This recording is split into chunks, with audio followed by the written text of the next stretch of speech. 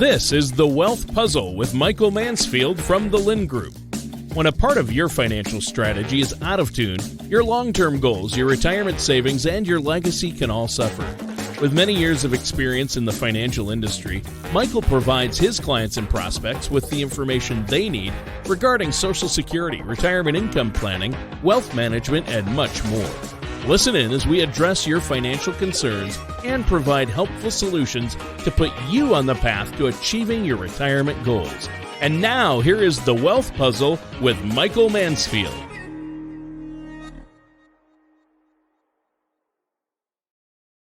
Hi, everyone. Welcome back to The Wealth Puzzle with Michael Mansfield, and I'm Tana Pennington. I hope everyone enjoyed the holidays, and we're now off to a new year. I think it feels great. I'm really excited about it. And you and I have been discussing, what we think will happen this year in the market and the economy, and there's some conflicting ideas out there of predictions that we're hearing, I still feel like there's a lot of opportunity this year. That's funny. Tana and I, we have like battle royale where we just randomly always send each other articles. And we do. And I always try to intentionally send them to her at very odd hours. Yeah. So that way she feels guilty that like 10 p.m. on a Sunday night. She's not. And then she'll send them to me, at odd hours too. And it's good, because that's the problem. There's no crystal ball with this stuff. Right. Obviously the great debate in a new year becomes okay, we just finished out a year. What does the new year look like? This year is just a box of rocks so far, right? There's a lot going on with an election. There's all this stuff coming out right now. The government is painting a very pretty picture of how good the economy is doing. Tana, you sent me some stuff last night that we can kind of touch on in a second. Well, one of the places I wanted to start, though, was there was a Wall Street Journal article that came out. And they're all opinion pieces over at the Wall Street Journal, but hey, I like it because people do research and it was interesting. And there was this one, and they coined a term, the industrial complex. And so they said the welfare industrial complex is booming. What does that mean? In the good old days. So everyone get in their time machine. They remember that good looking guy, Bill Clinton, in the late 90s. Man, he was a stud muffin. Everybody liked Bill. And, and I can remember the speech because it's been recycled many, many times over the years, of him saying very distinctly, hey, this is the end of big government. I'm the end of big government. And boy, doesn't Bill feel silly right now. The government has ballooned so much bigger than he or anybody ever thought it would be. And so this is a very interesting article because what it did is it went into 2023 and it started to dissect some of the GDP numbers and some of the data that we have, because we're getting all of this very rosy stuff. Hey guys, the unemployment rate's really low. How awesome. Hey, everybody, guess what? The GDP just came in annualized at 5%. This economy is on fire. It is epic. We hear that from Janet Yellen. We hear that from President Biden. We hear it from all of the officials on that side of the aisle who obviously this is their scorecard. They need to run on that. So I can appreciate why they say things the way that they do. Now, if you're not a subscriber to Wall Street Journal like me, you can't read much of this article. So then what you got to do is you got to get smart. And you got to go scour the internet and find it on another copy website. And paste. Because guess what? Yeah. Guess what? Everybody recycles their articles. So I found it in a different place. And what that article talked about on the Wall Street Journal was very interesting. As much as it focused on that welfare industrial complex, it explained what that meant. And for example, in 2023, 56%, almost 60%, almost 6. Geez, what is happening, Tan? I can't highlight to save my life. It doesn't work on here. Almost 60% of the jobs created last year were created by the government. This is the government. Now, well, why is it called welfare industrial complex? Well, that's because if you looked at those jobs, the majority of those jobs were created in the government social assistant healthcare sector. So why would that be? And so the reality is what's happened here in the last 3 years that has created this massive boom in government hiring in social assistance is we've had a massive acceleration in people coming into the country for the most part illegally. Here's a chart. It goes back to 1925. Tana, what do you notice about this chart in 1925 on how many people, how many law enforcement encounters there were at the border? Very nil. It's sitting next to zero. Yeah. Right? Yeah. And so if we fast forward a bajillion years, all of a sudden, what do we have going on in the last 2 or 3 years? Yeah.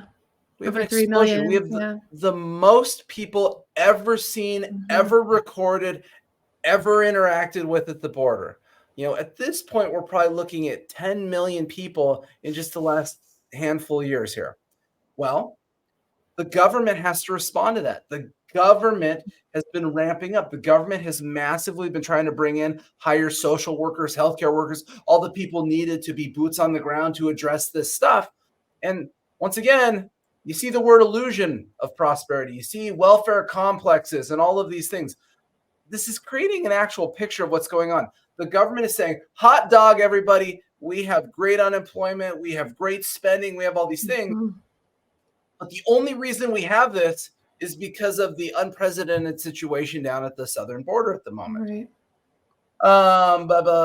What's interesting is I love people that do research and figure this stuff out because I don't got the time. The trend particularly pronounces in traditionally blue states such as New York, Illinois, Michigan, where welfare-related jobs account for more than the entirety of job gains.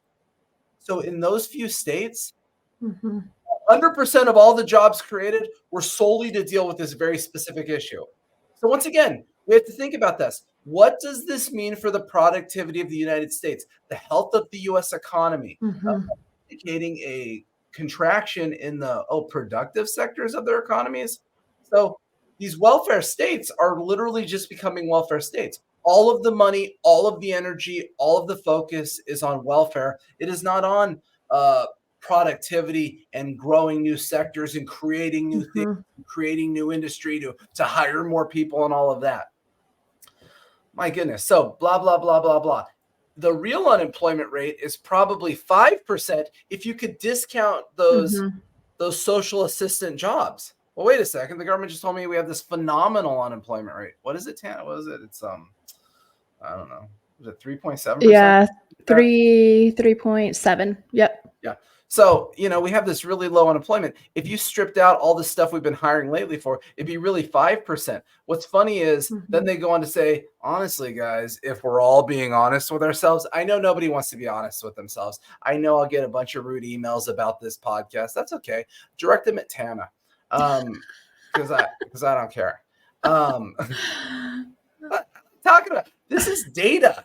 Who doesn't like talking about facts and data? I'm not in the mood to talk about this emotions. is actually very interesting.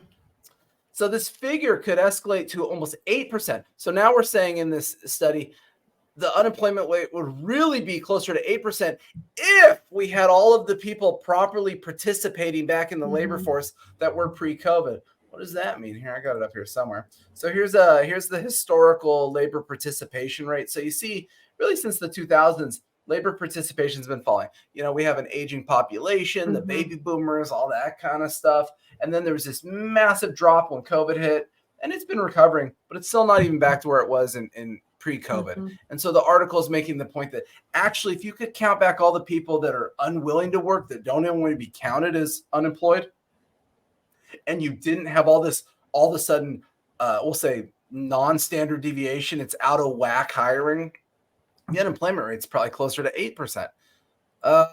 What? That's pretty terrifying. I was told that everything is going phenomenal. Yeah. Phenomenal. Let's see this. Oh, and here's the best part of the show. This surge in welfare spending is erroneously counted in GDP growth. Think about that for a second. What just happened?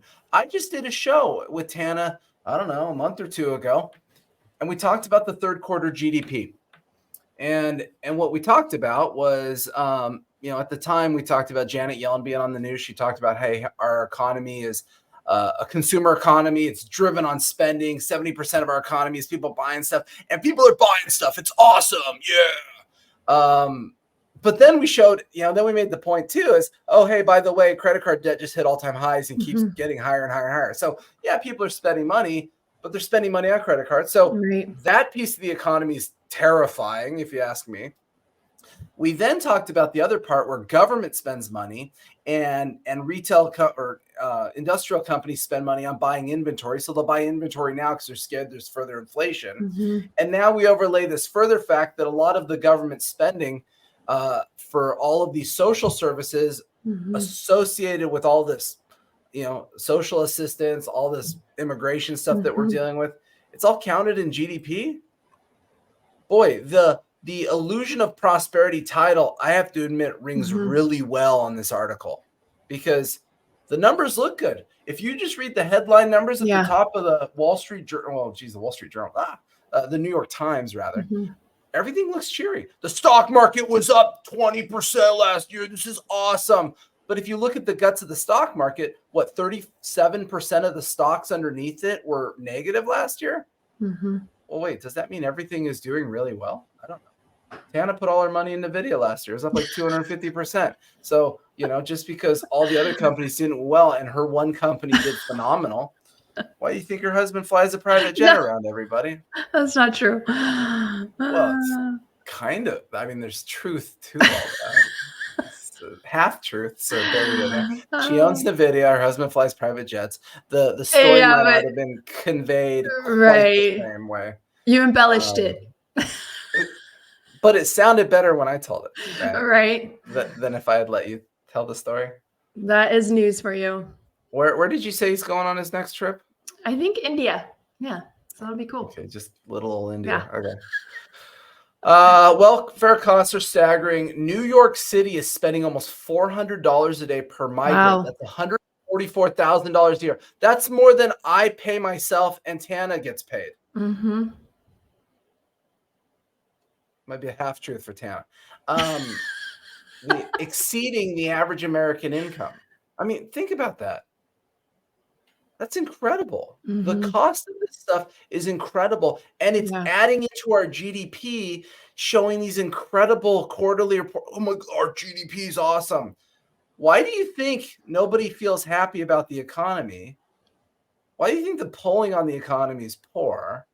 Why do you think all the big people keep saying we're probably going into a recession if the headline data is so good? And it's because, yes, the high level numbers are good.